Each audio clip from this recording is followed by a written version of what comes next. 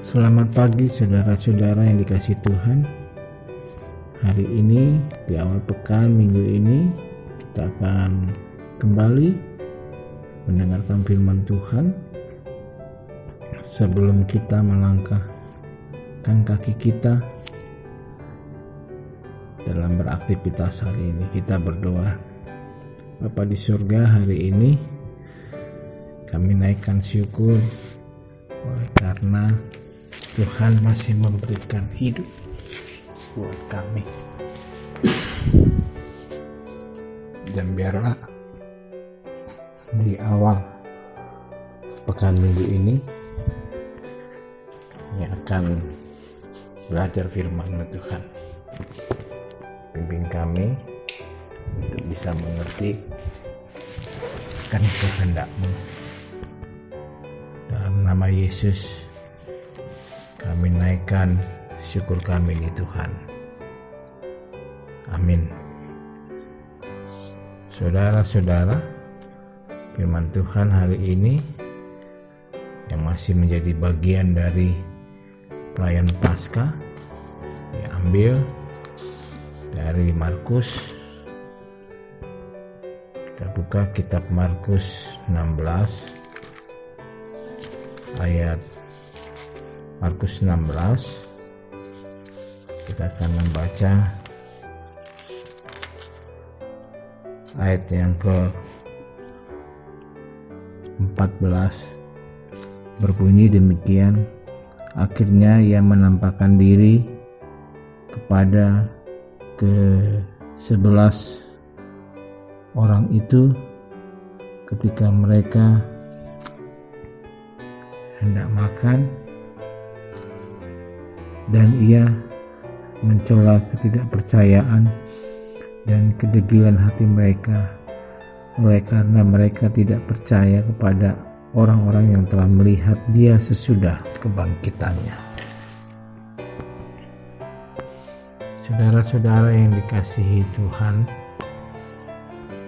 hari ini kita melihat bagaimana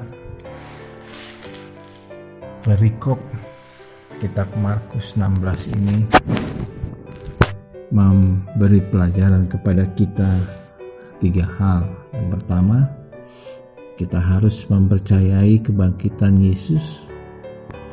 Yang kedua, kita harus memberikan amanat agung, memberitakan amanat agung.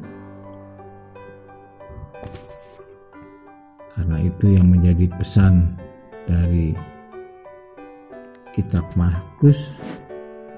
Dan dalam buku Markus ini, amanat agung Yesus memiliki ciri khas bahwa kabar baik itu harus diberitakan kepada segala makhluk, termasuk tumbuh-tumbuhan dan binatang, bahkan semua alam semesta harus diberitakan tentang kebangkitan Yesus. Artinya di sini bahwa setiap orang percaya harus memakai kehidupannya menjadi hidup yang bersaksi, yang memberitakan firman Tuhan dalam segala sisi kehidupan. Mengapa Markus secara spesifik, secara khusus menuliskan beritakanlah Injil kepada segala makhluk? Ini merujuk pada budaya dan persepsi yang berlaku pada masa itu, di mana kita ketahui Injil Matius ditulis oleh orang percaya bangsa Yahudi, Injil Lukas untuk Theophilus, dan semua orang percaya bukan Yahudi, dan Injil Markus ditulis untuk orang Romawi non-Yahudi. Kenapa? Karena orang Yahudi menganggap bangsanya sendiri sebagai bangsa pilihan, dan apabila mereka mengatakan sesama manusia, mereka mengartikan secara sempit hanya sebatas sesama Yahudi saja. Begitu juga yang bagian ketiga, kita harus memiliki kuasa bahwa kebangkitan Yesus telah memberikan kuasa, kemampuan kepada setiap orang, yaitu kemampuan dan kuasa yang berasal dari luar kemampuan manusia. Kemampuan apakah yang diberikan Tuhan kepada kita dalam peristiwa Paskah kali ini?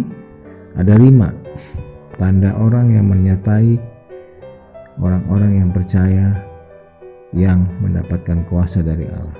Yang pertama, mereka akan mengusir setan-setan demi nama-Ku.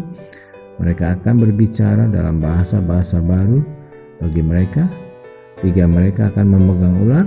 4, sekalipun mereka minum racun maut, mereka tidak akan mendapat celaka. 5, mereka akan meletakkan tangannya kepada orang sakit dan orang itu segera sembuh.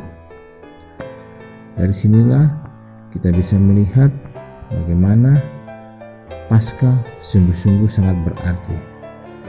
Dan apa yang hendak kita renungkan dari perayaan Paskah ini, dari peristiwa kebangkitan Yesus ini? Pertama, peristiwa Paskah adalah fakta sejarah yang harus diyakini, diimani bahwa Yesus sudah bangkit mengalahkan maut, kematian.